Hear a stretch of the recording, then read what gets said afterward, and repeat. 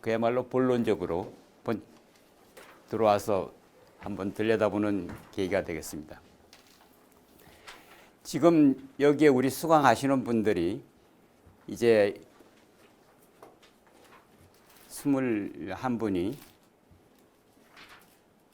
이 과정에서 21분들끼리만, 여기 교수 요원들은 참여합니다만은 이 이메일과 핸드폰 번호를 공유합니다.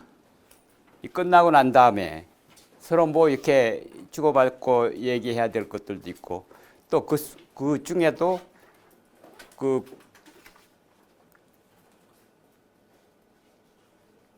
중간에 서로 이런 정보는 나누면 좋겠다 하면은 이렇게 올리고, 이렇게 해서 카카오나 이 밴드에다가 이렇게 서클링을 만들어서 이제 그렇게 제안을 드려서 하고 있습니다. 그래서 여기에 이게 개인 정보이기 때문에 이 핸드폰 번호와 이메일 주소를 공유한다는 원칙적인 합의를 해야 돼, 그죠? 그래서 지금 비대면에 계시는 분들도 참여하시는 걸 하고, 또 대면에 계시는 분들도 저는 참여하시는 걸 하고, 여기에 주요 이제 교수님들로 여러분한테 상담을 하실 수 있는 분들의 이메일 주소와 핸드폰 번호를 여러분한테 공유합니다.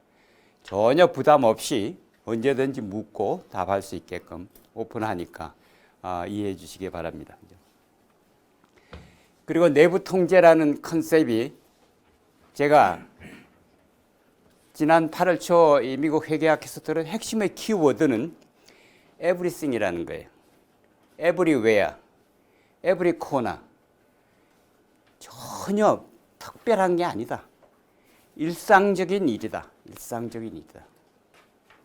모두가 관심 갖는 거다, 이거죠.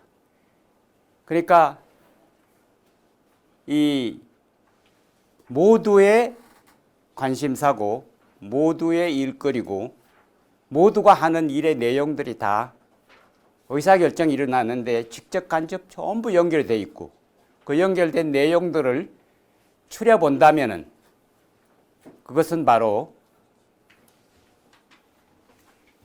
이 셀프 컨트롤로 연결된다 이거죠. 각자가 어떤 표현을 할 때,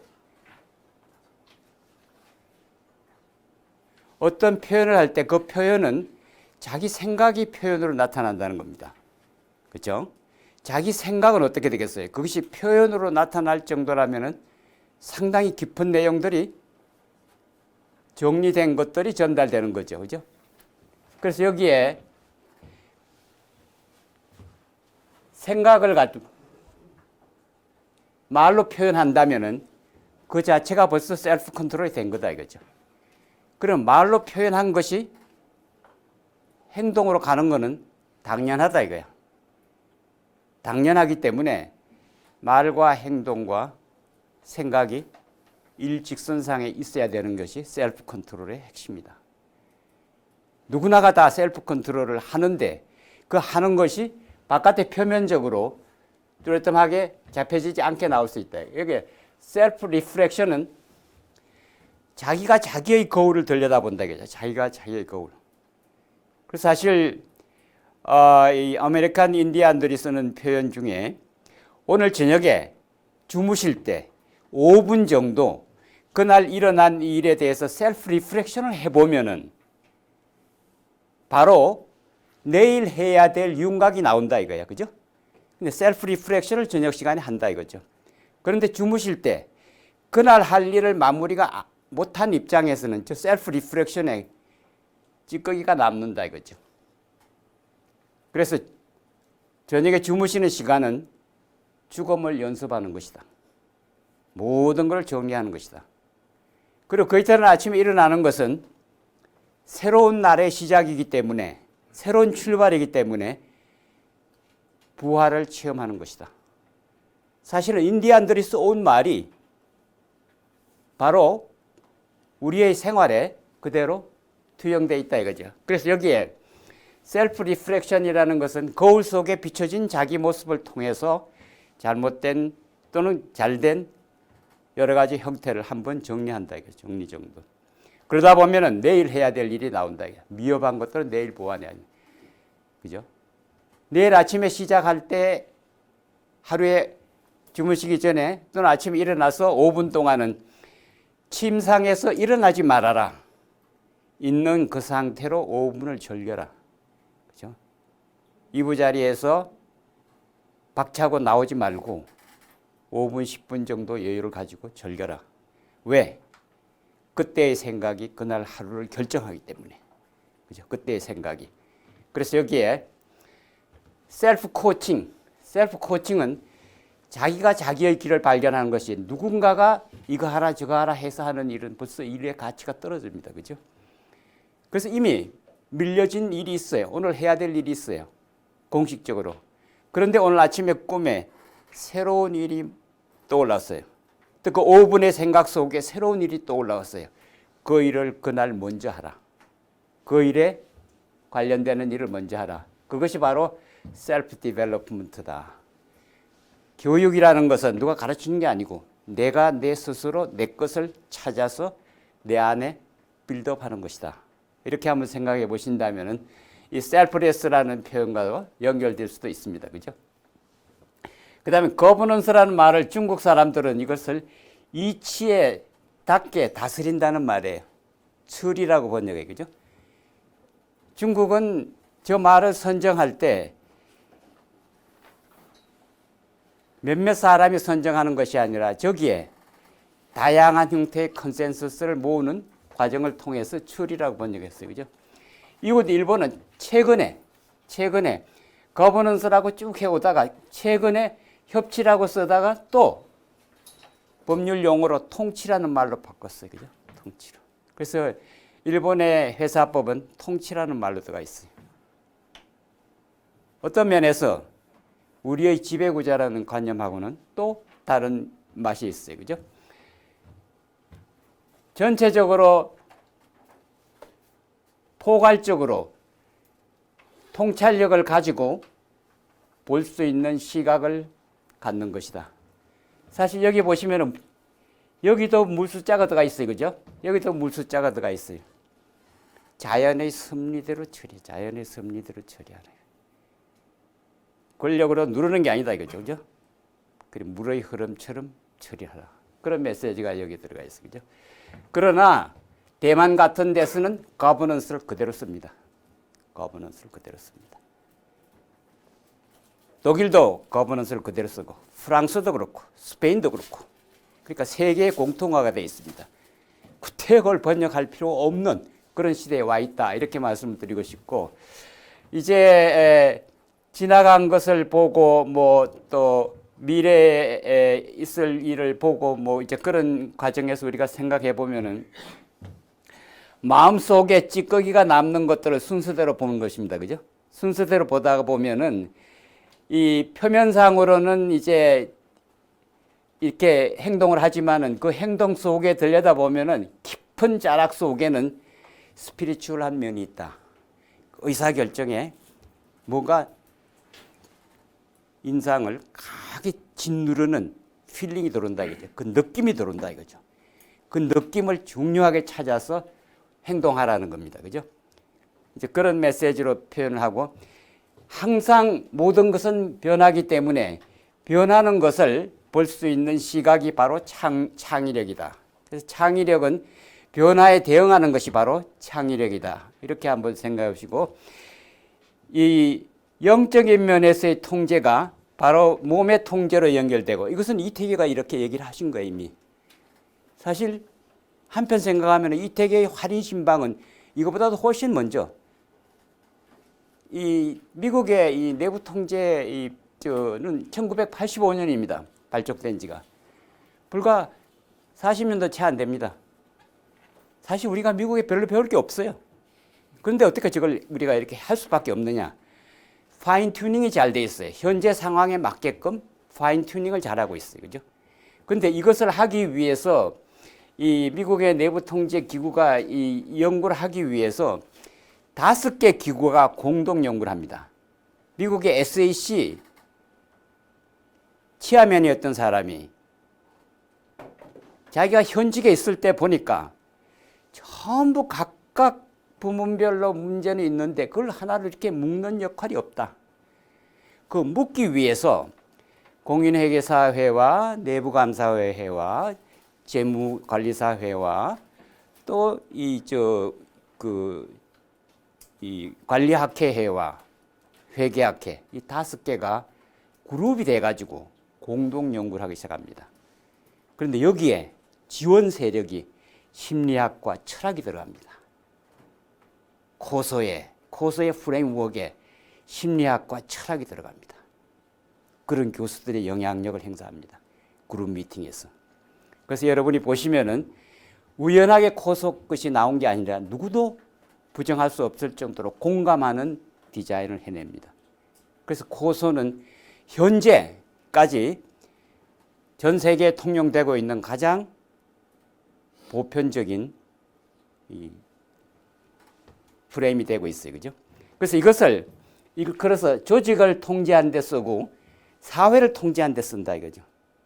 점점 확대한다면은 우리의 모든 것이 전부 통제의 대상이 되는 것이다 이거죠. 그래서 통제의 범위가 그만큼 점점 넓어지는 세상에 와 있다. 이렇게 생각하시고 통제라는 어원이 여러 가지가 있지만은 일반적으로 얘기하는 방법에 한다면은 함께 끄는 수레다. 혼자 하는 게. 자, 어떤 일은 혼자 하는 게 없습니다. 어떤 일도 혼자 할 수 있는 일이 없습니다. 누군가와 더불어 합니다. 누군가와 더불어 합니다. 우리가 움직이는 것도 누군가와 더불어 움직이는 겁니다. 사실은. 그래서 여기에 사실에 입각한 관리다 이렇게 하는데 이 사실의 범위가 뭐냐? 지금 팩트 체크하라고 조선일보나 우리 국내 신문들이 팩트 체크가 안 됐다고 팩트 체크하라고 그럽니다. 뉴욕 타임스도 팩트 체크를 안 된 기사는 실지 말아라. 사실이 아닌 건 실지 말아라 이거죠. 사실을 실어야 고객으로부터 신뢰를 받는다 이거죠. 고객으로부터 신뢰를 받고 우리가 하는 일의 방향이 나온다 이거죠. 이 페이스는 방향이 나오는 거예요. 뭔 방향이 나오는 거예요.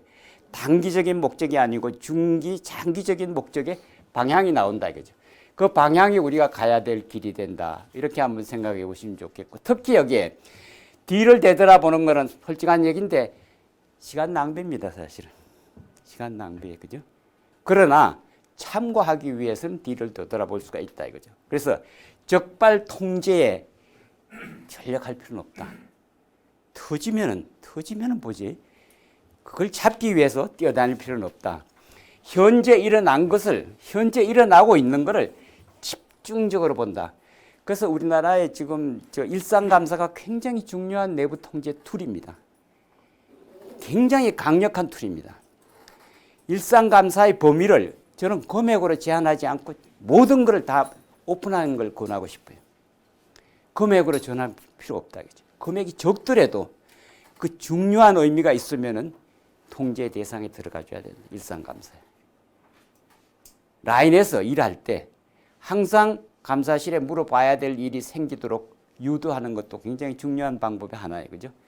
그래서 여기에 교정 통제가 가장 강력한 통제 수단이다. 우린 그렇기 때문에 하드웨어는 잘 돼 있어요. 일상감사가 얼마나 강합니까, 지금. 그죠? 강하게 돼 있어요. 그런데 이제 미래지향적으로 사정 예방에 맞춘 통제는 사실은 굉장히 돈이 많이 드는 거예요. 그죠? 돈이 많이 드는 거예요. 사람을 2사람씩 갖다 놓고 체크하고 또 한 사람이 리뷰하고 소위 고대 이집트에서 세관원을 따라다니는 관료가 하나 있었잖아요. 우리도 어떤 사람이 일하면 다른 사람이 그걸 또 해줘야 되는 거예요. 그것이 바로 상하 간의 관계예요. 그죠? 아래 사람이 있고 윗 사람인데 상하 간의 관계에서 윗 사람이 책임을 무겁게 해야 되는 이유가 거기 있는 거죠. 그죠? 같은 일을 하는데 보다 더 가볍게 하는 일과 보다 더 책임 범위가 넓은 일이 있다면 상사가 하는 일이 바로 성견지명을 가지고 상사는 일을 해줘야 된다. 긴 안목으로 봐줘야 된다는 거죠. 그런 관점으로 한번 이 관념을 생각하시면 좋겠고, 통제가 무너지는 원인이 뭐냐 이거예요. 자신을 통제할 수 있거나 외부 환경을 자신의 뜻대로 바꿀 수 있다고 믿는 심리 상태, 이게 CEO입니다. CEO. 사실 저나 여러분이 어느 조직의 CEO가 딱 됐다 한번 생각해 보세요. 또 여러 가지 전문가 인터뷰를 받아서 됐다고 생각해 보세요. 어때요? 자기 그것을 실현하기 위해서 자기 생각을 막 드라이버 걸 가능성이 참 많아요. 걸다가 보면 어떤 경우가 되겠어요? 무리한 게 나오는 거예요. 무리한 걸 수정도 안 하고 막 그냥 밀어칠 가능성이 많아요. 그래서 여기에 CEO가 범죄에 뛰어들 가능성이 많다. 자기는 그렇지 않는데, 본인은 그렇지 않는데 이미 선언했기 때문에 그걸 해야 되겠다고 생각한다. 가야 되겠다고 생각한다. 그런 아래 사람의 의견을 들어보면 그건 아니다 이거지. 그런 것들을 발견한다면은 통제를 통해서 자기가 자기의 생각을 정리를 해야 되는데 정리를 못하는 일루전 현상이 일반적이다. 그래서 CEO가 가장 강력한 조직에 손실을 끼칠 가능성이 많은 위치에 있는 사람이에요. 그래서 끊임없이 워치해줘야 돼요. 끊임없이 워치해줘야 돼요. 그분도 인간이기 때문에. 그래서 자기 자신이 잘할 수 있다고 아주 교만하게 나타나면 나타날수록 감사님이 짓눌러줘야 돼요. 짓눌러줘야 돼요. 너무 자신 있게 그렇게 미는 것보다가 아래 의견을 충분히 반영해서 보완할 것이 있는가 없는가를 보도록 가이드하실 것도 굉장히 중요한 거예요. 그렇죠? 그래서 여기 통제 이루전이 사고의 원인이다. 제가 이제 근무했던 어떤 이제 기관에 실제로 사건을 저지르기 위해서 초연도에는 열심히 잘해요. 2차 연도에 되면은 조금 더 이제 임프루브된 일을 하실 수 있죠. 3차 연도가 되면은 이제 문제가 생기는 거예요. 본인이 이 직장을 떠나서 가 있을 곳과 연결되는 사건을 만드는 거예요. 만들다가 보니까 무리하게 되니까 어떻게 돼요? 감방에 가는 거예요. 제가 근무했던 조직에 어느 상사는 감방에 갔어요. 그 감방에 가는 원인이 뭔가 하니 자기의 뜻을 실현하기 위해서 밑에 사람을 바꾸는 거예요. 자기 마음 드는 사람한테. 사람으로 그 자리를 바꾸는 거예요. 그 자리를 바꾸면서 그 일을 해버리는 거예요. 그래서 감방에 가신 거예요. 무리한 것은 반드시 로직상 흐름을 깨고 있다 이거죠. 그래서 이 통제의 환상이라는 말을 우리는 CEO를 보호해주는 입장에서 CEO의 무리한 것을 견제하시는 역할이 굉장히 중요하다. 그리고 오늘날은 이제 이 여러 가지 형태로 지금 사이버 시큐리티스가 이제 핵심의 키로 떠오르기 때문에 정보가 엉터리 정보가 막 옵니다. 그죠? 엉터리 정보가 와가지고 계속 우리 왜 영화를 하나 보고 나면 또 다음 영화 추천해서 올라오잖아요. 그러다 보면 그 상황에 자기도 모르게 걸려 들어가는 거예요. 그죠? 그렇듯이 우리가 갖는 정보도 마찬가지로 유리한 정보를 해석할 가능성이 많다는 거죠. 그래서 여기에 필터 버블링이 안 되는 경우가 많다. 필터 버블링이 안 되는 경우가 많다. 그럴 경우에 조직이 무너지고 내가 무너지고 상황이 무너진다. 그래서 항상 하나만 답이 아니라 여러 개의 답이 있을 수 있다. 그래서 다양성이라는 말이 굉장히 요즘 시대의 흐름에 중요한 어젠다입니다. 나의 의견이 아닌 다른 사람의 의견도 또한 중요하다. 내 의견과 다른 사람의 의견을 믹스해야 되겠다. 소위 융합해야 되겠다. 그런 관점으로 접근하시는 것을 제안드리는 게 이게 지금 내부 통제의 미래의 흐름으로 보시면 될 것 같습니다. 그렇죠? 그래서 아까 말씀드렸듯이 1985년에 출발해서 92년에 첫 리포트가 나왔고 2004년에 이 두째 번 리포트가 나왔는데 이게 엔론 월드컴 사태 때문에 그것을 반영해서 이것을 수정한 겁니다. 엔론 사태는 어디에다가 초점 맞추는 거 아니? 회사의 경영 목표를 설정할 때 CEO와 CFO와 몇몇 소수인이 아래 사람들한테 노출 안 되게끔 아예 목표 설정을 해버리는 거예요. 따라서 거기에 인볼브 될 수 있는 그 일에 대해서 우리는 어떻게 대응해야 되는가를 검토할 수 있는 시간적인 여유나 공간적인 여유를 주지 않아요. 그죠? 그러면서 리스크 어세스먼트를 하는데 리스크에 대한 대응책도 미흡했다 이거죠.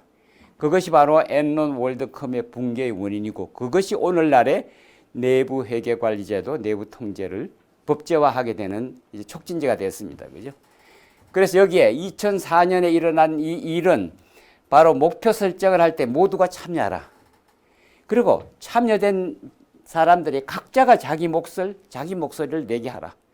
그리고 그 목소리 낸 것을 가지고 대응책을 세워라 하는 것이 이 엔론 월드컴에서 나온 우리의 교훈입니다. 그죠? 이것을 우리가 내부 회계 관리로 받아들였어요.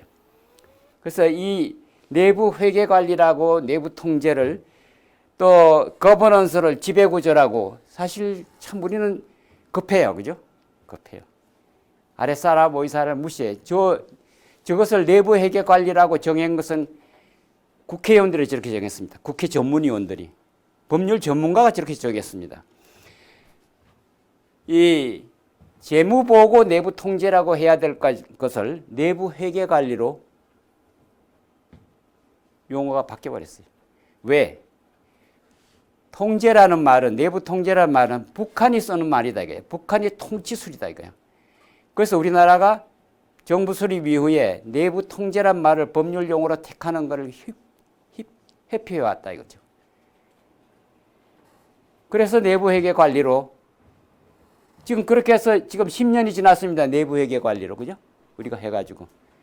10년 동안 아무것도 달라진 게 없어요. 회계 라인에 있는 사람만 깨끗하게 하면 된다고. 그건 아주 편협된 생각을 가지고 체크만 하고 지나온 거다 이거죠. 그래서 그런 점에서 굉장히 후진적인 상황에 우리는 처해 있다. 이렇게 말씀드릴 수 있고. 특히 이제 리스크와 연결돼서 뭐 많은 곳에서 얘기하지만은 내부 통제는 바로 리스크가 있기 때문에 리스크 때문에 통제를 하는데 이 리스크를 통제하는 것을 들여다 보니까 결과적으로 사람의 판단이 어땠느냐. 사람의 판단이 어땠느냐. 리스크를 들여다 보면은 사람이 어떻게 판단했느냐가 중요하다 이거죠. 결국은 사람의 문제로 휴먼 리스크로 접근하게 되고 휴먼 리스크가 바로 행동 경제학으로 연결된다 이거죠. 그래서 곳곳에 이제 이 리스크는 바로 심리적인 상태에 안정을 취하지 못한 사람이 내린 의사결정은 믿을 수가 없다. 신뢰가 떨어진다. 저 사람이 제정신이냐, 좀 허둥허둥하느냐, 거기에 따라서 의사결정이 많이 다른 방향으로 갈 수 있다. 이런 내용으로 한번 여기에 초점을 드러내서 한번 보시면 좋겠고, 곳곳에서 이제 이 리스크에 관련되는 얘기를 하시게 될 겁니다. 그죠? 그래서 내부 통제가 도대체 뭐냐? 이렇게 한다면 현재 우리가 내부 통제 환경의 요인에 막 이것을 복합시키고 줄이고 뭐 이렇게 해서 표현하는 5개로 표현하는 경우도 있고 뭐 6개로 표현하는 경우도 있고 한데 여기에 보시면은 1번, 2번은 가치관입니다. 그죠? 조직의 모든 사람이 각자의 가치관과 조직 가치관이 연결되게끔 그렇게끔 생각하고 있어야 된다. 이거죠. 5번, 6번은 사람을 어떻게 관리하느냐에 관한 것입니다. 그리고 3번, 4번은 스트럭처를 어떻게 짤 것인가. 뭐 아무것도 아닌 거예요. 회사 그냥 그대로예요. 큰 회사든 적은 회사든 뭐 그런 거예요. 그런데 여기에 우리가 이 내부 회계로 받아들이면서 전략을 무시했어요. 전략을. 왜? 기업의 전략은 기업이 스스로 노출 안 시키려는 점도 있지만은 전략의 평가가 제3자 입장에서는 어렵기 때문에 회계사, 회계 라인에 있는 사람들이 전략 부문에 관한 것을 코멘트하는 것을 자신이 없으니까 지금도 사실은 내부 회계 관리를 회계법인이 한다고 그러지만은 여러분이 하시는 겁니다. 회계법인은 와서 둘러립니다. 조직 내용도 모르는데 와서 일도 안 해봤는데 회계법인이 그야말로 회계 숫자가 회계 기준에 맞느냐 안 맞느냐 따지면 되는 거예요. 이 내부 통제가 어떻게 됐느냐를 따질 그런 전문가가 아니다 이거지. 그런 점에서 이 흐트러진 모습들이 많다는 거죠. 그래서 내부 통제의 범위를 쭉 설명을 해보면은 자, 항상 책임을 설정하라고 그럽니다. 그죠? 그리고 업무를 자꾸 분할하라고 그래요. 분할을 물론 하면은 통제가 돼요. 그러나 코스트가 벌써 많이 늘어나는 거예요. 여러 사람을 쓰게 되면. 업무 분할을 하게 되면 코스트가 막 쓰러지는 거예요. 많이 발생하는 거예요. 그리고 문서화하라고 그래요. 사실 문서화는 끝이 없어요. 끝이 없어요. ISO 이제 지침을 가지고 우리 회사에서 많이 이제 하고 계신데 그 ISO 지침에 가지고 해놓고 난 다음에 실제로 효과가 뭐가 있어요? 대외적으로 우리는 이렇게 했다. 이런 시스템을 갖췄다. 그런 의미 이외에 어떤 효과가 회사에 플러스 나타납니까? 생산적인 가치 정도로는 안 나타납니다. 돈벌이로는 연결이 안 돼요. 하나도. 그죠? ISO가. 그렇기 때문에 문서 절차에 의한 것이 돈벌이로 연결 안 되기 때문에 이걸 전부 다가 그렇게 중요시 여기지 않아요. 근데 이제 감사 라인에 있으신 분의 입장에서 꼭 지켜야 될 핵심의 키워드는 이거예요. 독립적인 입장에서 다시 내부의 상황을 검증을 해보는 거죠. 감독자 입장에서 다시 오디팅을 하는 거예요. 여기에 감독을 하는 테크닉을 키운다 이거죠. 감독을 하는 테크닉을 키운다. 그래서 여기에 가장 좋은 방법은 저는 인사 부문을 감사해야 된다. 인사 부문을. 사실 인사는요, 이 모든 조직에서 특히 우리 한국에서 이 타치 불가능한 지역으로 인정이 지금까지 되어 왔었습니다. 그죠? 이제는 오픈돼야 됩니다. 그죠? 인사가 오픈돼야 내부 통제가 되는 거다. 인사가 규칙대로 일어나줘야 된다 이거죠. 다음에 내가 어느 자리로 갈 것인가도 예상할 수 있어야 되겠고 희망하는 자리를 자기가 얘기도 배경조사를 통해서 얘기도 해줄 수도 있어야 된다. 이거죠. 그래서 인사 부문의 질적인 통제의 퀄리티를 높이는 것이 내부 통제의 핵심이다. 그래서 감사님들은 사실 저는 인사 부문의 감사를 한번 하시는 겁니다. 절차대로 하느냐 아니냐 그 자체가 중요하다 이거죠. 절차대로 할 뿐만 아니라 타이밍 맞게 컴플레인 들어온 거를 수습했는가. 그래서 여기에 참여하셨던 이제 우리 그 지금은 이 한국부동산원으로 이름을 바꿨지만은 그 당시는 감정원이었는데 교수님들이 거기에 감사님으로 쭉 오셨어요.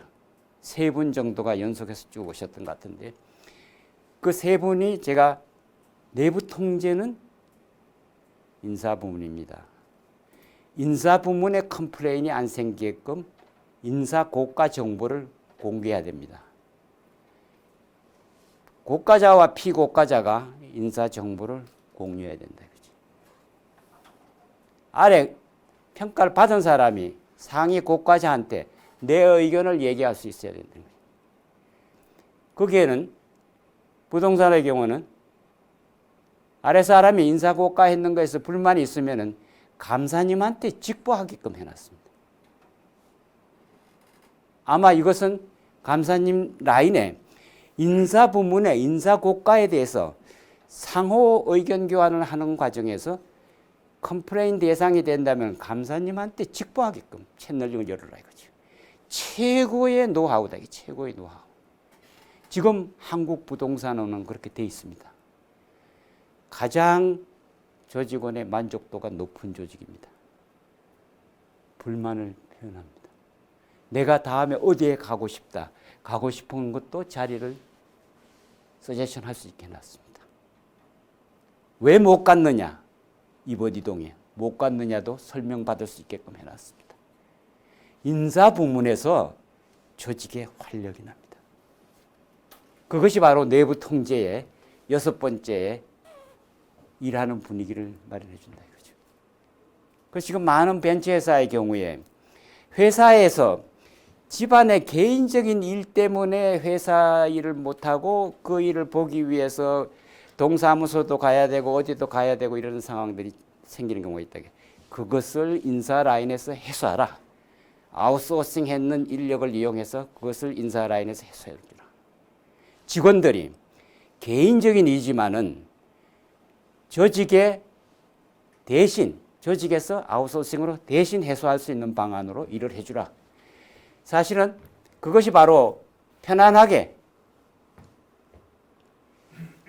집안처럼 회사에 출근하고 개인적인 잡다한 일은 회사가 대신해 주는, 그것이 많은 벤처 회사들이 지금 하고 있는 행태입니다. 우리가 한번 귀담아 들을 필요가 있는 부분들이에요. 그죠? 그래서 결과적으로 얘기 드릴 수 있는 사항은 원칙이 있지만은 그 원칙이 다 적용되는 건 아니고, 가장 효과적인 방법은 조직에 있는 사람들이 자기 개인적인 목표를 회사 목표와 연결시키면서 일하는 데 방해가 되는 요인들은 회사가 다 수습해서 해소해 준다, 문제를 풀어준다. 그런 관점에서 이 내용을 한번 이렇게 생각을 해보시면은, 내부 통제는 조직원들이 활기 있게 자기 책임을 완수하게끔 환경을 바꿔주는 것이다. 그래서 내부 통제는 결과적으로 조직원을 보호하기 위해서 조직원이 최대한 회사에 몰입할 수 있도록 보여주는 것이다. 그래서 사실은 지금 여기에 이와 유사한 이 뒤에 있는 걸 약간 이걸 지금 제가 앞으로 당겨 왔는데, 이걸 제가 시험 문제로 노출시켜 놨어요. 이 부분을. 왜 이제 이번 기회에, 특히 이번 기회에 이걸 시험 문제로 노출시켰어요. 왜 그렇게 말씀드리는 거 하니, 실제로 우리가 이 정도는 전부 다 해요. 기본기. 수평소통이요. 수평소통이 돼야 기본이 되는데, 이 수평소통이 안 되는 조직이 참 많아요. 기본기가 안 돼 있는 거예요, 우리가. 우리나라의 모든 조직에 수평소통이 좀 문제가 있어요. 이거를 기본적으로 확대시켜 줘야 된다. 그죠? 확대시켜. 있는 대로 그 그룹별로 또는 어떤 그 타스크포스별로 자율적으로 토론하게끔 오픈해 줍니다. 사실 이게 조직을 살리고 국가를 살리고 참여자들의 활기를 불어넣는 방법입니다. 수평소통입니다. 수평소통 100% 보장되는 회사가 그렇게 흔하지 않습니다. 벤처회사 5명, 10명씩 이 정도 된다면 가능하죠. 그러나 20명, 30명 숫자가 많아지면 점점 어려워지는 거예요. 이제 성장합니다. 그죠? 성장해서 중소기업 정도가 됩니다. 그죠? 커지기 시작하면은 이제 자꾸 분리되기 시작하는 거예요. 그죠? 분리되기 시작하기 때문에 새로운 부서가 생기고 새로운 업무가 추가되기 때문에 끊임없이 감시해야 될 범위가 점점 늘어나는 거예요. 그때 이제 사고가 생기기 시작하는 거예요. 그죠? 중소기업이 사고가 제일 많습니다. 왜? 사고 많을 수밖에 없어요. 모르기 때문에, 규정이 없기 때문에, 또는 선배가 제대로 가르치지 않기 때문에, 안 해본 일이기 때문에 생기는 겁니다. 정당한 겁니다. 그렇기 때문에 이 성장기는 굉장히 진통기입니다. 그죠? 진통기. 여기 진통기에 우리나라는 여기에 있습니다. 우리나라. 저는 우리나라가 여기 성장기에 진통을 앓고 있다 이거죠. 성장통을 앓고 있다 이거죠. 정부나 기업이나 자연인이나 마찬가지다 이거예요. 성장통을 너무 많이 앓고 있다 이거예요. 너무 휩쓸리고 있다 이거죠. 그렇기 때문에 자율통제를 원하는데 이 자율통제가 사실은 그렇게 쉽지 않습니다. 쉽지 않습니다. 하는 사람이 대부분이라면 한두 사람은 안 할 가능성도 많아요.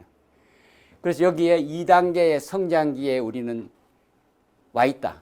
그리고 이 많은 기업들이 여기서 어려움에 처해 있다. 어려움에 처해 있다. 조금 더 발전된 상태로 간다면 인력의 구애를 받지 않는, 특히 금융권의 경우인다면 이제 성숙한 모습으로 이제 시스템을 갖췄습니다. 그죠? 또 다양한 형태의 모니터링하는 그 시스템도 갖다 놨어요. 그런데 그 부서 간에 연계가 잘 안 됩니다. 연계가. 다른 부서의 일은 내가 모르게 해요. 그런데 실제로 여기에 우리나라의 문제가 있어요. 지금 뉴욕의 이 대학 총장이 한국에 오셔서 했던 얘기가 있어요. 이 타 부서의 일인데 내가 볼 때 타 부서는 저렇게 일을 하면 안 되는데 내가 이 정보를 주면 저 회사가, 저 부서가 더 잘 일을 할 수 있을 때 있을 것이다. 이렇게 하면서 타 부서에다가 아이디어를 준다 이거죠. 그 사람을 표창한다는 거예요. 내 일 아닌데 타 부서 일인데 타 부서에 아이디어를 주어서 타 부서가 다른 어떤 직원의 도움을 받아서 그 부서가 새로운 방향에 접근하게 했다. 그것을 표창해야 되는 시대다. 그러니까 협력지수. 협력지수를 개발한다 이거죠. 협력지수. 여기에 성숙기에는 협력지수를 개발한다 이거죠. 특히 금융권의 경우에 내 일이 아니다. 젖히는 게 아니라 저기에 이런 어프로치를 해야 될 텐데 하고 어드바이스를 할 수 있는 또는 얘기를 줄 수 있는 공간을 남기질 않는다 이거죠. 공간을 남기지 않기 때문에 콜래보레이션이 끊어진다 이거죠. 금융권 사고는 저는 콜래보레이션이 끊어져서 그렇다 이거죠. 협조가 안 돼서 그렇다. 협조. 그래서 지금 금융회사의 이 CEO들이 협력지수로 협력을 얼마나 잘했는가를 평가하는 방향으로 협력지수를 보편화하는 방향으로 가고 있어요. 그죠? 이게 선진사회의 모습이고 성숙하자면은 협력지수를 개발해 줘야 돼요. 협력지수. 다른 사람이 하는 일이지만은 내 일처럼 그 일에 도움을 줄 수 있으면 주어서 그 일이 이런 사례를 표창하고 가이드해 줘야 되는 것이 바로 선진사회의 모습이다. 사실은 여기까지가 우리가 가야 될 현재의 주소라고도 생각이 되는데 사실은 현재 우리나라의 금융회사가 잘 아시다시피 성숙한 모습으로 나타나 있는 것이 아니라 보도는 다 안 되지만은 엄청난 사고의 소용돌이 속에 있습니다. 그죠? 엄청난 사고의 소용돌이 있습니다. 부정의 이 유혹에 휩싸여져 있습니다. 특히 오늘 이제 그 저축은행들의 사례에서 본다면은 저축은행이 당연히 이익이 나야 될 텐데 거기에 1,000조 이상의 1,000억 이상의 손실이 나고 있다 이거죠. 전당포에서 왜 손실이 나느냐 이거죠. 사례가 없는 거다 이거죠. 끊임없이 우리는 사고에 지금 소용돌이에 그래서 금융회사 이러면 이제 사고회사 주인이 없는 회사 그런 이미지로 지금 우리의 자리매김이 되고 있다 이거죠. 그래서 여기에 성숙 단계가 굉장히 어렵다. 이거 정말 어려운 단계가 이 성숙 단계다. 이거를 넘어서서 GE나 파나소닉이나 유한 킴벌리 같이 되자면은 이제 회사 일이 내 일이다. 나의 미래는 회사 안에 있다. 이거 유한 킴벌리의 감사님들 프로그램에 의해서 저희가 한두 차례 방문한 적이 있습니다. 유한 킴벌리는요, 사장실이 있긴 있습니다. 그러나 사장이 사장방에 있지 않습니다. 돌아다닙니다. 결제는 온라인상에서 합니다. 그리고 여기다가 체크를 갖다 꼽으면 상무 자리고 이쪽에 꼽으면 이사 자리고 이쪽에 꼽으면 팀장 자리입니다. 체크를 꼽는 자리가 자기 자리입니다. 그럼 어떻게 되겠어요? 완전한 의미에서 정보의 공유가 일어납니다. 완전한 의미에서. 칸막이 있는 의자를 사용하지 않아요. 체크를 갖다 꼽는 자리가 자기 자리예요. 그래서 사실 이 4조 2교대로 일하고 싶은 사람은 연령에 구애받지 않고 일을 할 수 있게 됐어요. 정년이 거의 없는 거나 마찬가지거든요. 자기 능력이 잘한다면 일을 그대로 할 수 있게끔 보장을 시켜놨다 이거죠. 이것이 바로 선진 기업의 모습이고 우리가 지향해야 될 패턴이다 이거죠. 많은 기업들이 이와 같은 방향으로 가려고 노력을 하는데 상당히 어려움이 많다는 것을 한번 생각해보고 특히 GE 같은 나라 회사는 물론 많이 어려움이 처해 있지만은 절대 상대 고가를 없애버리고 절대 고가로 바꿔버렸어요. 팀 단위로 중요 섹터 단위로 디비전 단위로 인센티브를 주는 방향으로 그런 목적의 인센티브를 주기 위한 고가는 하는데 개인 고가에 상대 고가는 안 해요. 절대 고가로 바꿔버렸어요. 절대 고가는 뭐예요? 어떻게 하면은 내 능력을 회사의 개발과 연결시켜서 키울 수 있을까? 그런 방향으로 가고 있다 이거죠. 그리고 파나소닉도 한국의 파나소닉이 이제 여기에 오셔서 특강을 하신 적이 있으신데 그분이 이제 하시는 내용에서 물론 한국 대표고 2인자는 일본 대표예요. 1인자인 한국 대표가 여기 오셔서 설명을 하신 적이 있는데 이 파나소닉의 일본 스탠다드를 한국 스탠다드에 갖다 한번 놓으면 안 맞는 게 있어요. 일본은 경조사가 생겼으면 시간 중에 가지 않아요. 시간 외에 가는데 저녁 시간이나 이런 데 가는데 개인의 비용으로 파나소닉 직원이 회사에 문상을 가는 거예요. 한국은 어때요? 회사 비용으로 회사 봉투에 그죠? 이렇게 써서 내잖아요. 그죠? 한국에 맞지 않는다. 일본의 표준에는 맞을는지 모르겠는데 한국에 맞지 않는다. 어떡하느냐. 이것을 직원들한테다가 디스커션을 시켰어요. 한국이니까 한국처럼 되게끔 해야 되지 않느냐 하고 파나소닉 본사에다 얘기를 했더니 본사에서 뭐라고 그런 거 아니? 한국이 아직도 옛날 자기네가 하는 것처럼 그렇게 하고 있느냐? 한국이요. 이 개인의 일과 회사 일을 완전히 구분한다 이거죠. 기룡사가 생겼다고 해서 상대 거래처에 알리지 않는다 이거죠. 어떻게 알게 되더라도 개인 베이스에서 간다 이거죠. 그래서 여기에 그런 사태가 생겨서 규정을 자기네가 보완을 했는데 공시적으로 신문에 보도된다든지 이렇게 해서 공시적으로 알았을 경우에 그분들한테 최소한의 예의를 표시하기 위해서는 코리안 스탠다드에 해당되는 내부 지침을 만들었어요. 상해에서 얼마 또 어떤 케이스는 어떻게 얼마를 한다. 개인 베이스가 아닌 것은 한다. 그러나 단 시간 중에는 안 된다. 시간 외에 간다. 이렇게 하면서 만들었다 그래요. 그래서 결국 문화의 충돌이 생기는 거죠. 그죠? 그래서 여기에 이 완성의 단계는 상황에 맞춰서 하려고 하지만은 못 맞출 수 있는 것들도 많이 여기서 발생할 수 있다. 근데 여기에 이제 마지막에 나와 있는 이 5단계 통합 단계 여기에 한국의 마이다스 IT.com이라는 회사가 있습니다. 지금 고등학생도 뽑습니다. 또 중간 관리자도 뽑습니다. 여기 계신 여러분도 응모할 수 있습니다. 오픈됩니다. 뭐를 보고 뽑느냐? 그 사람이 가지고 있는 심성을 보고 뽑는 거예요. 고등학생이 뽑힙니다. 이게 뽑혀서 회사 일을 통해서 필요하면은 다양한 형태로 학문적인 리서치가 필요하면은 그런 훈련을 받게끔 고등학생을 대학에 보내기도 하고 연결시키기도 한다 이거죠. 이렇게 하는데 여기에 아침과 점심과 저녁을 호텔의 뷔페급에 해당되는 식사를 줍니다. 회사 출근하는 사람들이 아침 6시, 7시에 댁에서 가볍게 옷차림하고 난 다음에 회사에 와서 헬스장에서 뛰고 밥을 먹고 일을 하기 시작합니다.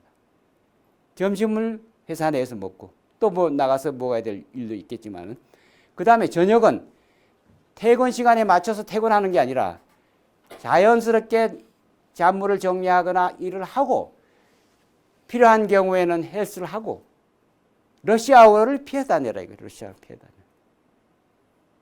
이게 판교에 있는 회사예요. 그죠? 여러분도 아시는 분은 인터넷에서 보실 수도 있습니다. 여기에 제가 방문해서 저기에 사장님과 그의 CFO에 해당되는 분한테 제가 물어본 적이 있어요. 상장법인은 안 해요. 내부 회계 관리, 내부 통제, 내부 감사 이런 건 어떻게 하느냐. 10명 내지 20명 미만의 소그룹으로 교세라 이나모리 가조가 하고 있는 소위 아메바 카르마 경영을 하기 때문에 소사장제로 의사결정을 하기 때문에 사장인 이영우 자기는 의사결정을 안 합니다. 소사장들이 의사결정을 하는 거죠. 그 안에서 비용 지출도 그 사람들이 한다 이거죠.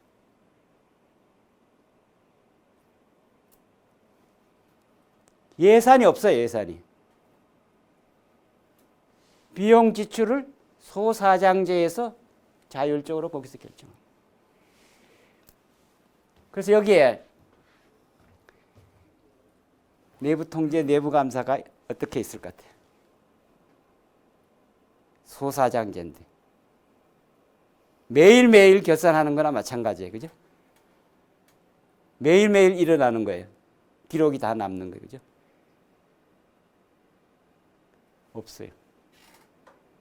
내부 통제, 내부 감사 그런 간접적인 그 모니터링 기능이 없어요. 그래서 내가 회사가 너무 커지면은 상장도 되고 이러면 어떠냐? 점점 더 문제가 되지 않느냐. 그러니까 그때 가봐야 알겠지만은 현재 상황에는 불편이 없다. 실제 이 소위 말하는 한국에 있는 교세라의 경영 이념을 고스란히 그대로 실천하고 있는 거예요. 한국 속에 들어와 있는 거죠. 잘 아시다시피 구글도 애완동물도 출근할 때 데리고 오면은 다 시켜주고 관리해주고 다 해주는 사람들 있잖아요. 그리고 슈퍼 못 가는 경우라면은 구글 안에 있는 어떤 이 물품들을 가지고 자기 집에 가져가서 자기가 사용할 수도 있어요. 그래서 그렇기 때문에 혹시 옆에 사람이 자기 집에서 슈퍼에 가서 살 만한 물건까지도 여기서 자꾸 가져가는 그런 유사한 형태가 생길 때는 이 넛질을 하라, 찔러라. 그래서 이 넛지 문화가 구글의 대표 문화예요. 옆에 사람이 이상한 방향으로 가면은 넛질하라 이거 넛질하라. 넛지 문화가 구글의 문화예요. 이렇게 하니까 사실상 조직 속에서 모니터링을 위해서 상대를 괴롭히거나 상대한테 눈치를 보거나 할 필요가 전혀 없고 모든 게 분산된 있는 상황에서 경영을 한다 이거죠. 그래서 최고의 5단계의 통합기다 이거죠. 우리나라에도 있고 국제적으로도 있는 것이다 이거죠.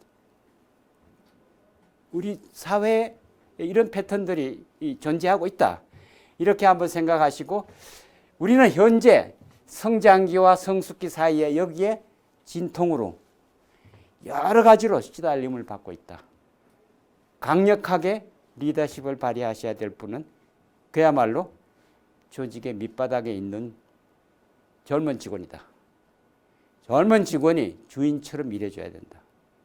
그 사람들이 조직의 미래를 구글도 아래서 의사결정을 했는데 내가 이러이러한 교육을 받아야 되겠다고 생각해서 사실은 구글하고 뭐 애플이나 이런 무슨 스탠포드 대학 교회에 실리콘밸리에 있으니까 스탠포드 재단은 벤처 회사들이 장학금 낸 걸 가지고 학생들한테 장학금을 주는 거예요, 사실은. 교수들 장학금도 주는 거고.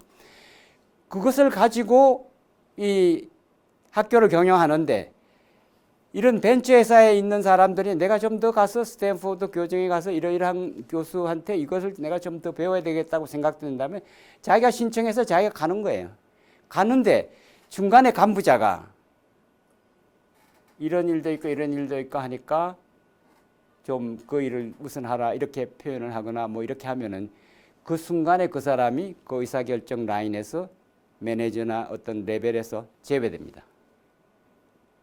자기가 자기 개발을 통해서 회사 발전에 기여하려고 그러는데 내가 움직이려고 그러는데 중간 관리자가 방해한다 이거죠. 그러면 그 라인에서 그 사람을 제외시킵니다. 그 상사를 제외시키는 거예요. 소속에서 제외시켜 주는 거죠. 그 사람이 지시 감독을 안 받게끔 돌려준다 이거죠. 그래서 구글은 젊은이의 천국이. 젊은이의 천국. 아이디어에 이 최우선 순위를 주고 있다. 그죠? 자기가 배우고 싶다고 생각되는 게 있다면은 자기 의사에 의해서 스탠포드의 어떤 한 강좌나 어떤 한 프로그램에 전적으로 거기에 매달려서 그 전체의 그 사람 거를 노하우를 가지고 회사에 온다 이거죠. 그럼 구글에 있는 사람이 거꾸로 스탠포드 대학에 가서 구글은 현재 이렇게 하고 있다. 이렇게 강의도 한다 이거죠. 사례로. 이게 미국의 이 산학협동의 어떤 그 뿌리일 수도 있어요. 그죠?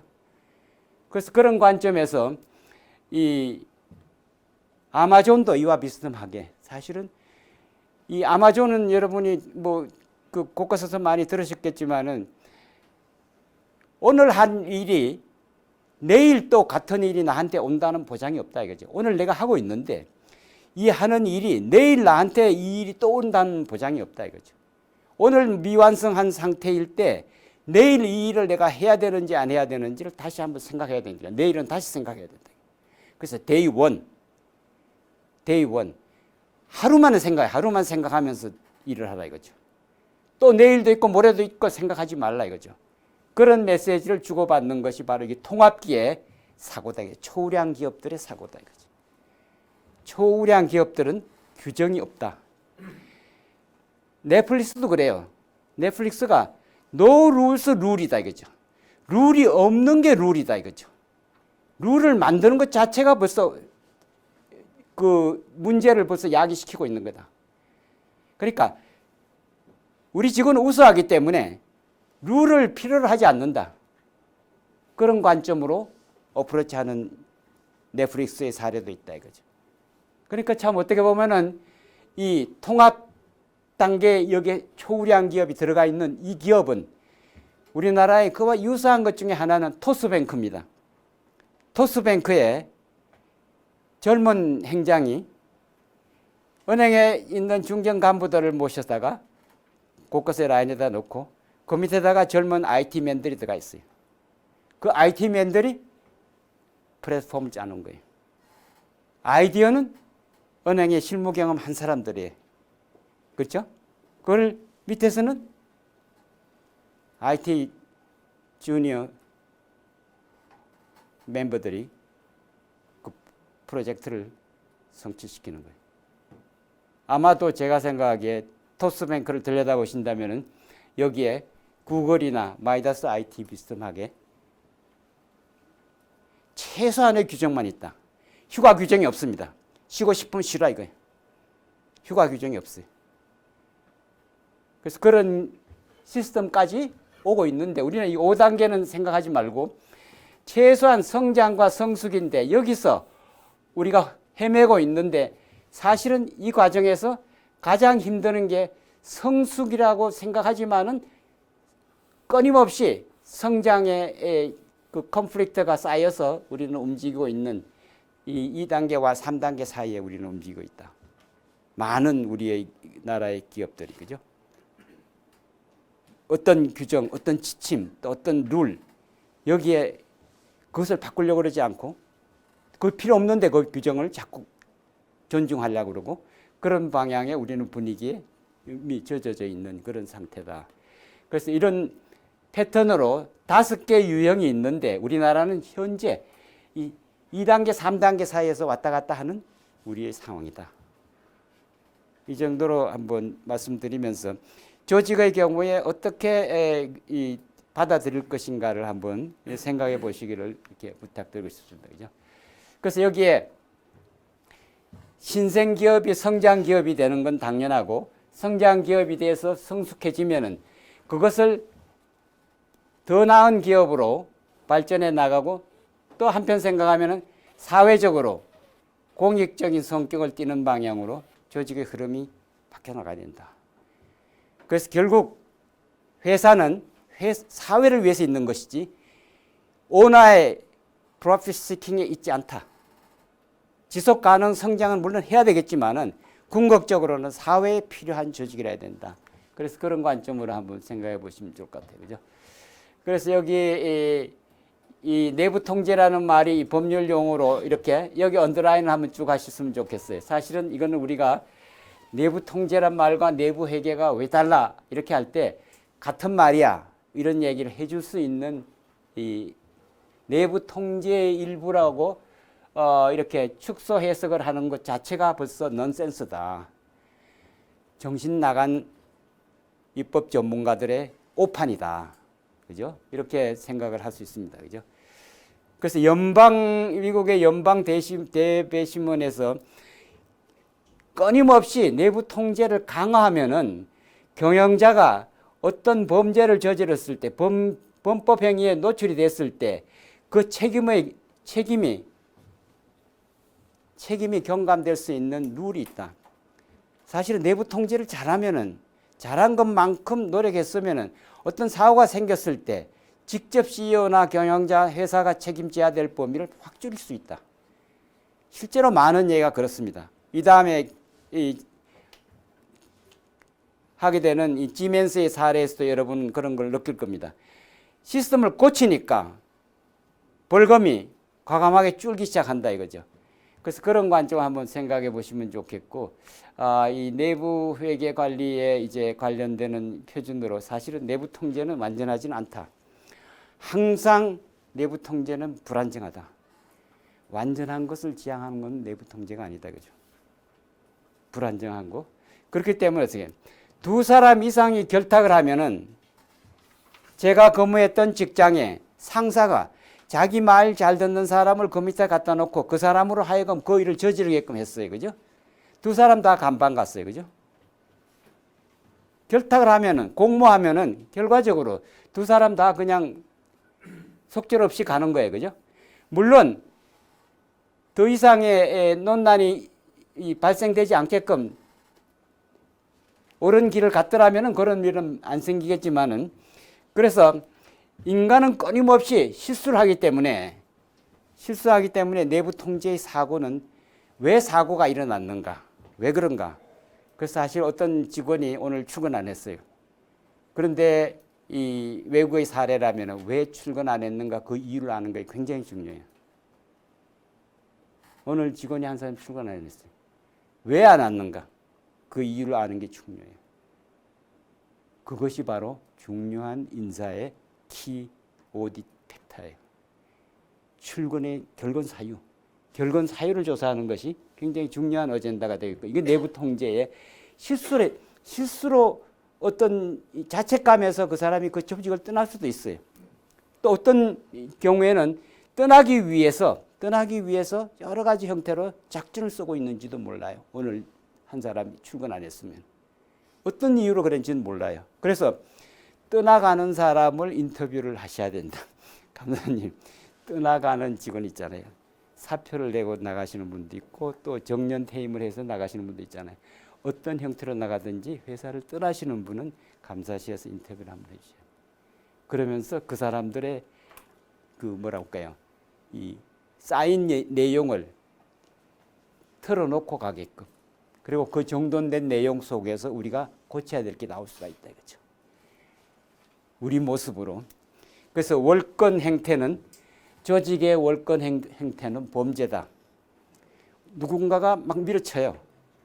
뭐 저도 이런 걸 많이 당해봤으니까 여러분도 당할 거라고 생각되는데, 하라 그러면 하지 뭐냐? 내가 지시를 한 건데 왜 안 하느냐?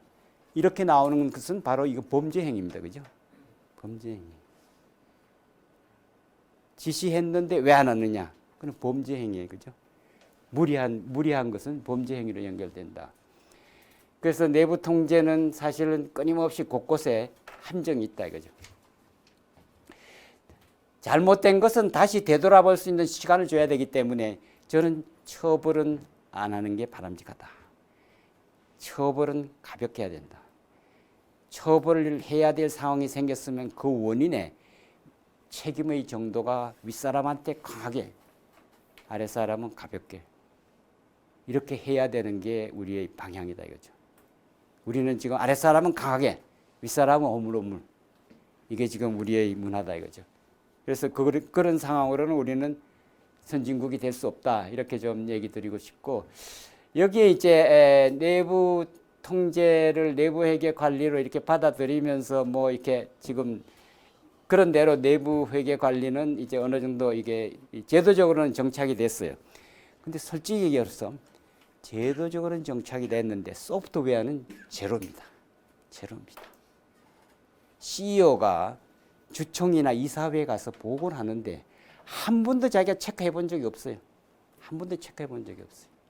그래서 최소한 제가 내부 통제 환경 요소에 관한 5대 요소에 관한 하는 자기가 CEO가 직접 한번 체크하고 난 다음에 이사회에 보고해야 된다. CEO가 아무것도 안 하고 어떻게 이사회에 가서 보고를 하느냐. 실제로 선진국의 경우는 샘플링으로 한다는 거죠. 하지 않으면은 보고 안 한다는 거죠. 그래서 그런 관점에서 5가지의 이제 구성 요소가 나오고 17가지의 원칙이 나오고 그 다음에 이제 75가지의 중점 고려 사항이 나오는데 사실은 한편 생각해 보면은 이 제도적으로는 다 갖춰놨어요. 그죠? 17개의 원칙과 75개의 중점 고려 사항 그 내용을 가지고 이제 회사 전체를 이제 회사 사정에 따라서 숫자를 늘리고 줄이기는 할 수 있겠지만은 그것을 가지고 평가를 하도록 이제 그렇게 돼 있는데 이것을 이웃 일본은 공인회계사 법인이 와서 우리 회사에 하기 전에 우리가 미리 한다 이거죠. 우리가 미리 해서 공인회계사가 와서 업무의 이 적정성을 평가할 수 있는 그런 시간을 대폭 줄여서 회계감사 비용을 대폭 줄여준다 이거죠. 우리가 할 수 있는 건 다 해버리고 미흡한 거는 제3자 입장에서 와서 샘플링해서 보는 거는 보라 이거죠. 그래서 그런 관점으로 특히 이게 경영자가 직접 검토하는 게 우리는 없다. 우리나라는. 솔직한 얘기인데 현재 어저께 공인회계사 법인에서 있는 사람도 와서 여러분한테도 얘기 나눴다고 생각되는데 우리는 하드 컨트롤 돼 있는데 소프트 컨트롤은 지금 20% 10%밖에 안 됩니다. 너무너무 그냥 그 많은 돈을 들여 투자를 해놓고 효과성을 발휘 못하고 있다. 여기에 경영자 검토가 제로다. 경영자 검토가 제로다. 이게 우리의 실상이다. 우리 실상이. 그만큼 중요하다고 생각을 안 한다는 거죠. 그죠? 중요성을 잊어버리고 있다 이거죠. 그래서 결국은 통합 모델로 아래서 윗사람을 평가해 줘야 된다. 아래서 윗사람 평가해 줘야 된다. CEO가 제대로 하는가 아닌가는 우리는 아래서 위를 평가해 줘야 되는 모델을 바꿔야 된다. 그것이 바로 여기 제가 지향점입니다. 그죠? 그래서 여기에 이 내부 회계 관리에서 여기 나오는 거 보십시오. 여기. 내부 통제 환경을 이렇게 5가지로 내놨는데 이거는 CEO만 하는 것이 아니고 모두가 하는 겁니다. 그죠? 모두가 해야 되는 것이죠. 그 중에 가장 중요한 것이 사람의 개발이에요. 그죠? 사람의 개발. 자기가 성장한다고 느껴야 아마 우리 지금 임 실장님이나 제가 이렇게 우리가 얘기를 하는 것도 이렇게 시간을 소비하는 것도 우리가 스스로 뭔가 한 단계 더 올라가기 위한 성장의 모멘트예요. 그죠? 그 성장의 모멘트가 있기 때문에 얘기가 되는 거예요. 그죠? 성장의 모멘트가 없으면은 왜 그런 얘기를 나한테 해? 이렇게 될 수가 있는 거예요. 공감이 없어지면. 그래서 여기에 모든 사람이 전부 다가 같은 방향으로 어제보다는 오늘 다른 일을 해야 된다. 조금 더 다른 방향으로 어프로치해야 된다. 새롭게 표현해 줘야 된다. 새롭게 접근해 줘야 된다. 그것이 바로 중요한 저는 이 에센스라고 생각이 되고 이 리스크 평가에 와서 보면은 이 리스크는 통제를 하기 위한 수단이긴 하지만은 외부의 여건이 변화가 되면서 내부의 여건도 변화되면서 새로운 게 자꾸 온다. 새로운 게. 새로운 현상이 자꾸 나타난다. 그죠? 그 새로운 현상을 우리는 포착해서 리스크로 올려서 다시 한번 봐야 된다. 사실 이 기후변화 같은 것도 한번 생각해 보면 옛날에는 전혀 생각지도 않았던 것인데 이제는 아주 핵심 어젠다로 올라와 버렸다. 이거죠. 핵심 어젠다. 그것이 올라오니까 어떻게 돼요? 우리 제품에도 영향을 미치고 우리 직원들의 사기에도 영향을 미치기 시작한다. 이거죠. 그래서 리스크 평가는 내부 통제를 깔고 있는 아주 인프라 중에 인프라다. 그러니까 회계 감사를 하면서도 또 감사를 하면서도 이 리스크로 하지만 한편 생각하면 이사회 할 때 리스크 어젠다를 갖지 않고 이사회를 하면은 이사회 할 필요 없다는 겁니다. 원안과 같이 가결하려면은 할 필요 없다는 거죠. 원안이 아닌 제3의 안을 내기 위해서 토론하는 문화가 돼 있을 때 리스크 평가가 일어난다. 토론 자체가 리스크 평가다 이거죠. 자, 토론이 있느냐 없느냐 그것이 바로 리스크 평가의 핵심입니다. 그러니까 리스크를 멀리 생각하지 말고 우리가 하는 일에 대해서 더 잘하는 방법이 없느냐, 더 잘하는 방법을 생각하는 것이 리스크 평가다 이거죠. 그리고 이제 통제를 보면은 IT만 잘하면 된다고 생각한다 이거죠. IT. 이제 IT는 기본의 기본입니다. IT는 기본의 기본입니다. 그게 전혀 어려운 것도 아니고 옛날에는 IT가 어려운 거였습니다. 이제는 어렵지 않습니다. AI 어렵지 않습니다. 지금 카카오에 들어와 있잖아요. AI가. AI는 이제 장난감이에요. 장난감. 그렇게 생각한다면 이 IT 부분이 그렇게 어려운 것도 아니고 아무것도 아니다 이거죠. 아무것도 아닌 거고 지금 우리가 생각할 것은 가장 중요한 건 이 부분이에요. 정보소통. 정보소통력은 우리가 굉장히 후진국이다. 정보소통 후진국이다. 정보를 공식 비공식으로 품질을 올릴 수 있는 노력이 미흡하다. 정보의 품질을 높이기 위한 노력이 미흡하다. 보다 많은 정보를 데이터를 쌓고 그 데이터 애널리틱스를 하고 거기 속에서 나오는 걸 갖고 판단한다 이거죠. 세계적인 투자 전문가가 하시는 얘기가 있어요. 그죠? 옛날에는 신문을 보고 투자하면 됐다 이거죠. 이제는 데이터가 어떤 방향으로 흘러가고 있느냐 흘러가는 방향을 보고 투자를 해야 된다 이거죠. 투자자의 관심이 어느 방향으로 가는가를 봐야 투자의 방향이 나온다 이거죠. 그러니까 데이터다 이거죠. 데이터 중심으로 보게 된다 이거죠.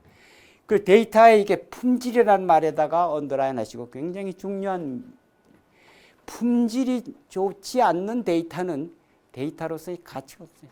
손상됩니다. 데이터는 점점 더 좋은 걸 만들어내는 그런 기능이라 해야 된다. 그래서 데이터에 얘기를 하는데 상대와 내가 주고받는 얘기 속에 그 데이터가 귀가 쫑긋하게끔 끌려오는 뭐가 있어야 되는 거예요. 그죠? 그것이 없으면 데이터가 품질이 형편없는 거예요. 뻔한 정보를 갖고 얘기하지 말라는 얘기예요. 그죠? 새로운 정보, 새로운 메시지, 새로운 시각을 얘기하라. 이게 품질입니다. 그죠? 근데 이것을 내부에서 얘기를 하고 외부 관계자와 얘기를 한다. 그죠? 그래서 외부 관계자와 자유로운 소통이 바로 저는 기업의 가치를 높이는 방법이다. 내부적으로 아무리 소통을 잘해도 외부 소통이 부족하면 기업의 가치는 올라가지 않는다. 여기서 평판이 결정난다. 그죠? 외부 이해관계자와 어떻게 접근하는가. 그래서 사실은 인사 라인이나 뭐 홍보 라인에서 가끔 지금 조사 많이 하잖아요. 지금 환경공단은 어느 부서에서 해요? 외부 사람들하고 저 반응 조사하는 거. 인사부서에서 해요? 아니면 감사실에서 관여해요? 앙케트. 네. 네. 거기에 그 앙케트 설문 만드는데 감사실에서 관여해요? 거기에 관여하십시오. 설문 만드는데 외부 이해관계자들로부터 의견 수렴하잖아요. 그 설문 만드는데 감사 라인에서 관여하라 이거죠. 설문을 바꿔라 이거야. 지금까지 해왔던 지루한 천편일률적인 설문만 하지 말고 새로운 질문 넣어라 이거야.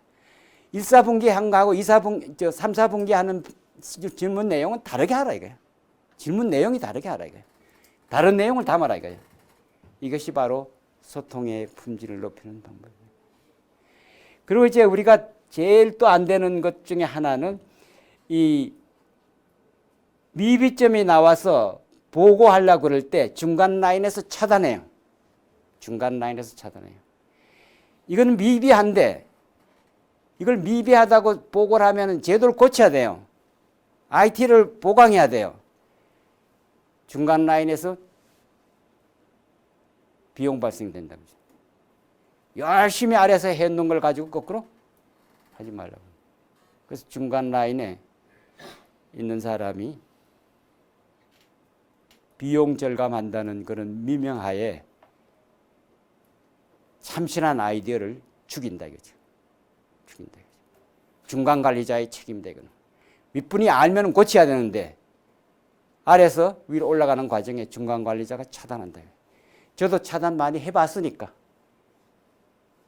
우리가 해보니까 별게 아니야. 이렇게 하면서 아예 사전적으로 연막을 쳐버려서 보고서는 원안과 같이 가결한다. 그죠? 실제로 중간 관리자가 그렇게끔 할 수밖에 없는 상황이에요. 우리나라는. 왜? 비용 발생을 안 해야 되니까. 계속 고치겠다 그러면 뭐라고 그래요? 이렇게 헛군데 돈을 써도 되느냐 이거죠. 법률적이니까 사실은 이 내부 통제는 이거는 안 해도 되는 거예요. 어떻게 보면 안 해도 되는 거예요. 생산적인 기업에서는 안 하려고 하는 거예요. 마이다스에서 안 하잖아요. 10명씩 단위로 해서 전사적으로 의사결정을 하니까 거기는 안 하잖아요. 안 해도 되는 일이기도 해요. 상장 기업이 아니면 안 해도 되는 거예요, 지금. 그러나 한편 생각하면은 여기에 그리고 이제 이 보고를 할 때 지금 제가 국제회의에서 듣고 여러분도 이제 체험하고 계시겠지만은 모든 사내의 대소간의 회의는 감사실에 통보하게 사전에 통보하고 그 회의록과 녹음 녹화를 시켜. 지금 사실 동대표 회의도 녹음 녹화예요. 제가 아파트 단지에 동대표를 했던 적이 있으니까 지금 그건 녹음하고 있어요. 동대표 회의록이 녹음되고 있어요. 한두 페이지로 요약해요. 그런데 한 페이지로 요약하세요. 두 페이지로 요약하면 너무 중요한 게 헛떨어질 가능성이 있어요. 한 페이지로 요약해요. 그것을 감사님 휘하에서 라인에다가 지시를 내립시오. 회의 문화의 품질을 높이기 위해서 모든 회의는 녹음 녹화한다. 그 회의 주체는 24시간 이내에 한 페이지로 요약해서 이해관계자들한테 나누라. 회의 결과는 빨리 나눠줘야 돼요. 이해관계자한테. 회의를 녹음 녹화하고 한 페이지로 요약해서 이해관계자한테 나눠주라. 그리고 감사실에는 반드시 회의를 하겠다는 것과 회의한 결과를 녹음 녹화된 내용과 연결시킬 수 있는 것을 더 보고 싶으면 들어가서 볼 수 있게끔 코딩을 하라 이거예요. 코딩을 해서 상시 모니터링 하라. 상시 모니터링. AI한테 제가 내부 감사와 내부 통제의 품질을 높이는 방법이 뭔가 물어봤어요. 모든 직원이 상시 모니터링 하게 하라고 했다. 모든 직원이 서로 상시 모니터링 하라. 최고의 답이에요, 그게. 최고의 답을 제가 몇 번씩 물었어요.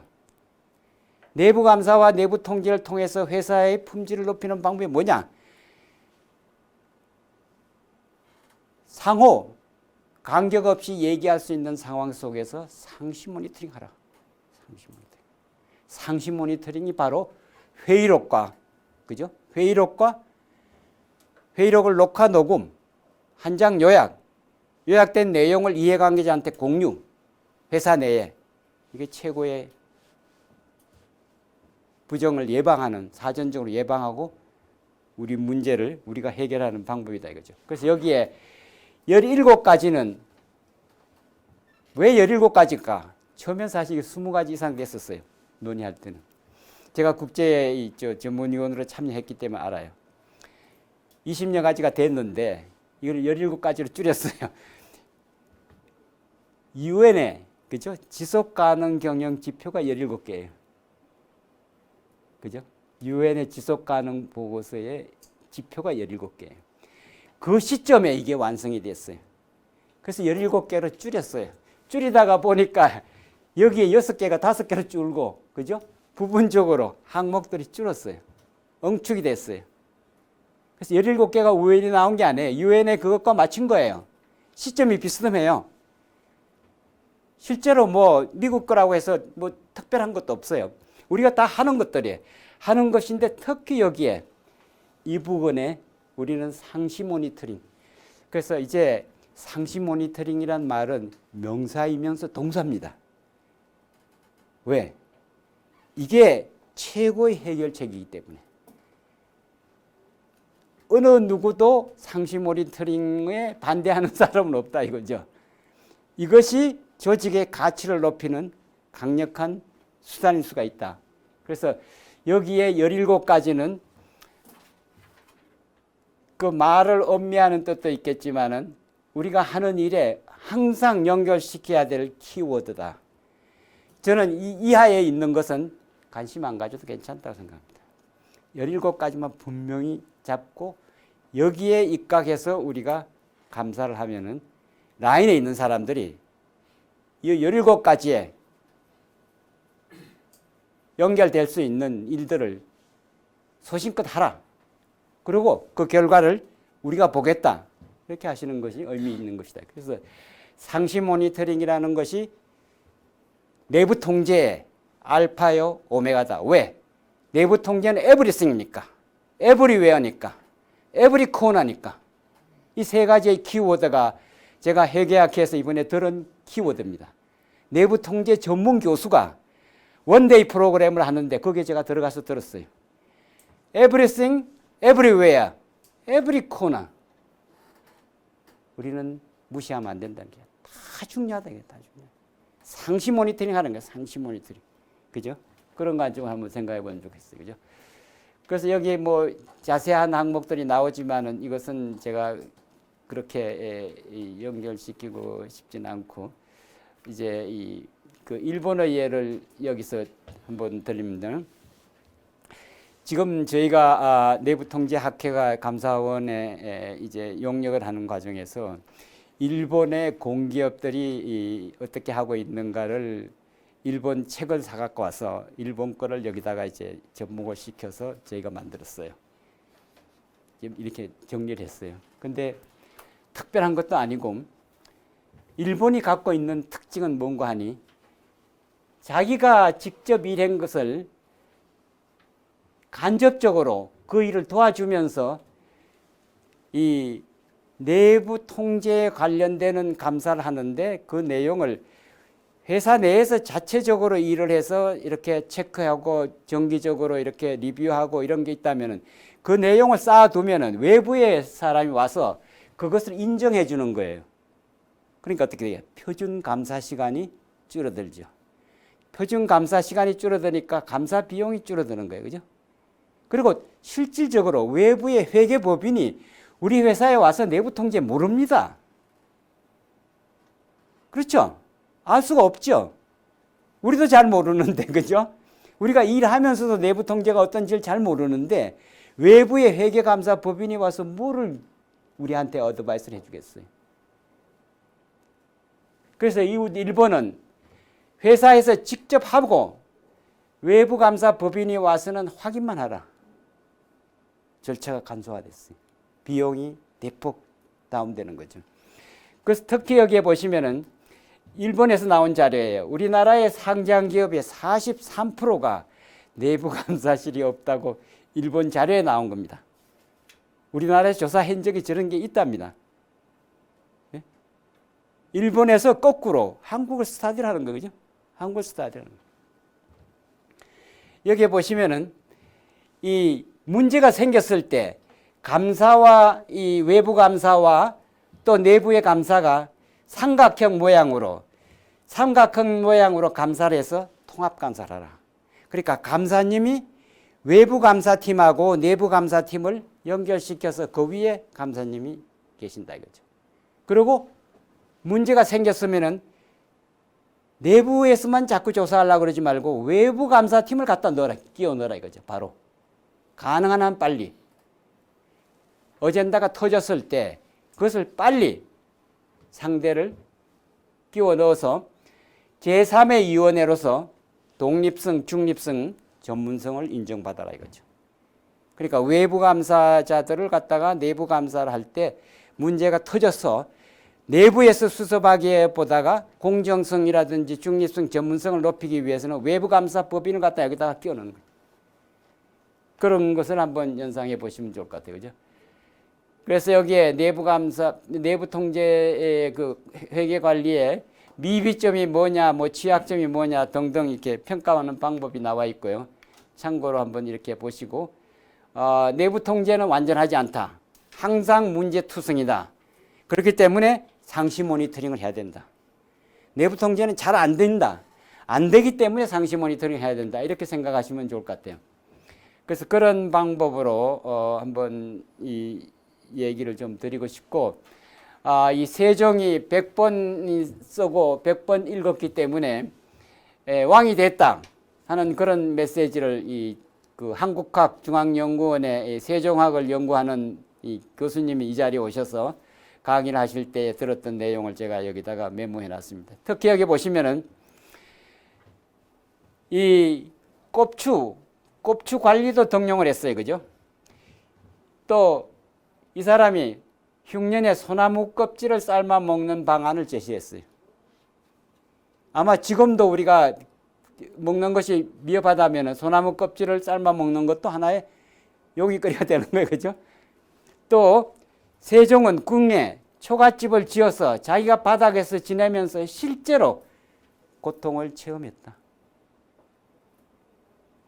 이것도 우리가 눈에 띄는 항목이고, 태종과 그 아버지와 세종과의 사이에 회계장부에 인계인수하는 예식이 있었어요. 예식. 전임 왕과 후임 왕이 인계인수하는 최초의 서식이 이렇게 있는 거예요. 이게 우리 왕실 기록 속에 유일하게 태종과 세종 사이에만 서명식이 있었다 이거지. 그 서명식에 산학 박사가, 수학 박사가 옆에 사인해 줬다 이거지.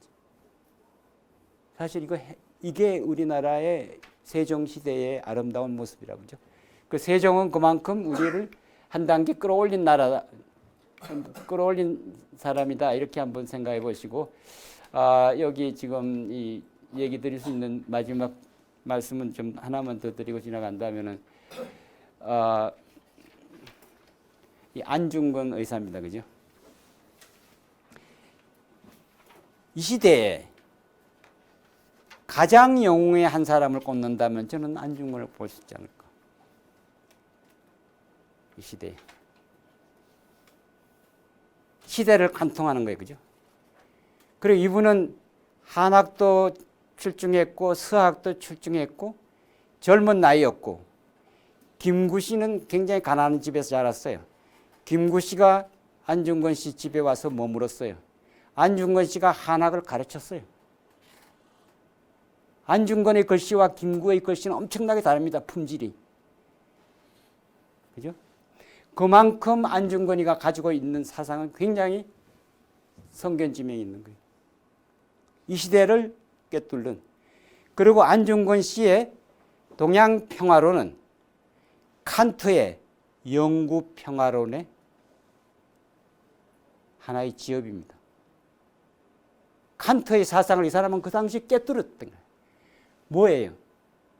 자기 아들도 있고 자녀도 있고 가족도 있고, 그런데 오직 가야 될 길이 분명한 거예요. 이 길 이외에는 없는 거예요. 그죠? 그 길을 간 거예요. 그죠? 그렇기 때문에 이분이 남긴 메시지는 우리 민족사에서 이분이 그런 사건을 일으켰기 때문에 3.1운동이 일어난 겁니다. 3.1운동과 이분의 영향력은 굉장히 밀접한 관계가 있다고 그래요.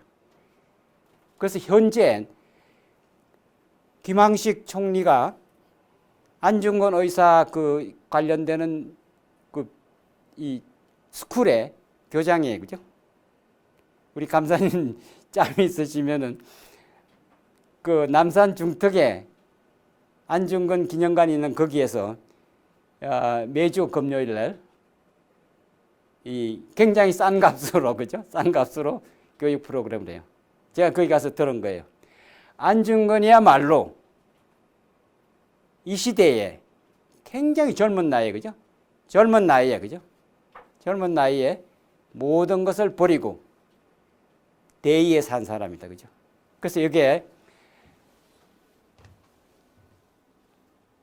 이익을 보면은 바른가를 생각하고 위험을 리스크를 만나면은 내가 해결한다. 리스크는 내가 해결한다. 저 좌우명이